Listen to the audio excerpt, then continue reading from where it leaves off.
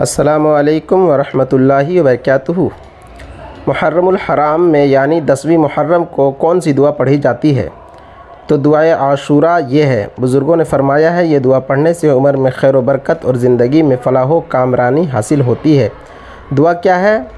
تو دعا یہ ہے، یا قابلہ توبۃ آدم یوم عاشوراء، یا فارج کرب ذی یوم عاشوراء، یا جمیع شمل یعقوب یوم عاشوراء، یا سامع دعوت موسیٰ و ہارون یوم عاشوراء، یا مغیث ابراہیم من النار یوم عاشوراء، یا رافع ادریس الی السماء یوم عاشوراء، یا مجیب دعوت صالح فی الناقۃ یوم عاشوراء، یا ناصر سیدنا محمد صلی اللہ علیہ وسلم یوم عاشوراء، یا رحمن الدنیا والآخرۃ ورحیمہما صلی علی سیدنا محمد وعلی آل سیدنا محمد وصلی علی جمیع الانبیاء والمرسلین واقضی حاجتنا فی الدنیا والآخرۃ واطل امورنا فی طاعتک ومحبتک ورضاک واحینا حیاتا طیبتا وتوفنا علی الایمان والاسلام برحمتک یا ارحم الراحمین۔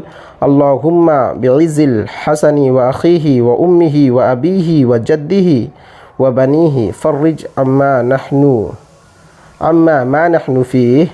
اس کے بعد پھر 7 مرتبہ یہ دعا پڑھنی چاہیے۔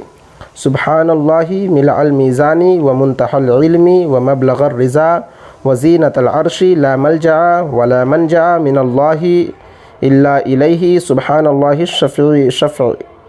اللہ الشفع والوتر وعدد کلماتی یا ارحم الراحمین وهو حسبنا ونعم الوکیل نعم المولا ونعم النصیر ولا حول ولا قوة الا باللہ العلی العظیم۔